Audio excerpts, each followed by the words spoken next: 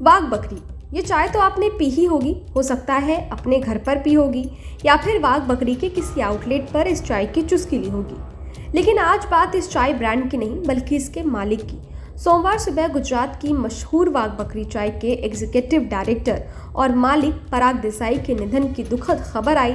पराग देसाई महज 39 साल के थे। कुछ दिनों पहले ब्रेन हैमरेज के बाद उन्हें अस्पताल में भर्ती कराया गया था। कई दिनों से वेंटिलेटर पे थे, लेकिन रविवार 22 अक्टूबर को उनकी सांसें थम गई।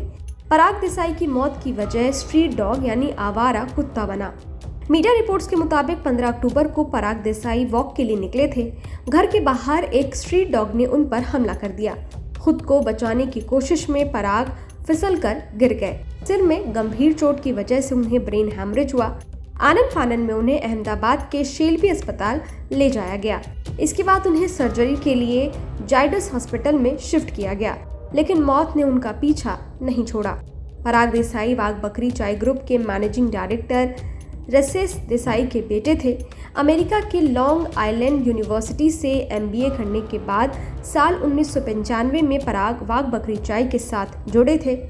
उस वक्त कंपनी का सालाना टर्नओवर 100 करोड़ रुपए से भी कम था, लेकिन पराग की लीडरशिप में कंपनी ने कामयाबी की बुलंदियों को छुआ और आज कंपनी का टर्नओवर 2000 करोड़ से ज्यादा का है।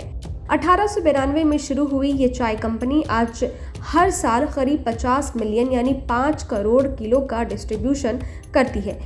गुजरात, राजस्थान, मध्य प्रदेश, महाराष्ट्र, दिल्ली समेत देश के 24 राज्यों में इस प्रीमियम चाय कंपनी का कारोबार फैला हुआ है। हाल ही में बिहार, झारखंड और उड़ीसा में भी वाघ बकरी ने अपना व्यापार शुरू किया था। सिर्फ देश ही नहीं बल्कि विदेश में भी इस प्रीमियम चाय ब्रांड का कारोबार बनाने में पराग देसाई की बड़ी भूमिका रही है। आज दुनिया के 60 देशों में भी वाघ बकरी चाय एक्सपोर्ट होती है। पराग देसाई कंपनी की सेल, मार्केटिंग और एक्सपोर्ट डिपार्टमेंट को देखते थे। पराग कंपनी के 7 ग्रुप ऑफ डायरेक्टर्स में से एक थे। वो कंपनी में एग्जीक्यूटिव डायरेक्टर की पोस्ट पर थे। कंपनी की वेबसाइट के मुताबिक पराग चाय टेस्टिंग के एक्सपर्ट थे। पराग अपने परिवार में चौथी पीढ़ी की सदस्य थे जो चाय के कारोबार से जुड़े थे। Parag Desai confederation of Indian industry यानी CII का भी हिस्सा रहे हैं। देसाई की पहचान अलग अलग मंचों पर इंडस्ट्री की आवाज उठाने वालों में होती थी। अब बात ब्रेन हैमरेज की कर लेते हैं, जिसकी वजह से पराग देसाई की मौत हुई।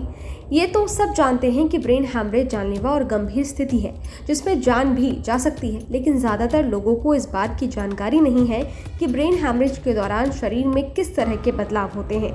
सवाल ये भी कि आखिर ब्रेन हैमरेज होता कैसे है और इससे कैसे बचा जा सकता है। ब्रेन हैमरेज को मेडिकल टर्म में इंट्राक्रैनियल हैमरेज कहा जाता है। ब्रेन हैमरेज की स्थिति में दिमाग के भीतर मौजूद नसें फट जाती हैं, जिसके चलते ब्रेन के भीतर ब्लीडिंग होती है। आमतौर पर गंभीर चोट लगने या दुर्घटना होने पर ब्रेन हैमरेज का खतरा ज्यादा होता है। कई बार हाई ब्लड प्रेशर की वजह से भी दिमाग की नसें फट जाती हैं और ब्रेन हैमरेज हो जाता है। ब्रेन में होने वाली ब्लड क्लॉटिंग भी ब्रेन हैमरेज का कारण बन सकती है। जब ब्रेन को पर्याप्त ऑक्सीजन नहीं मिलता है तब भी ब्रेन हैमरेज हो सकता है।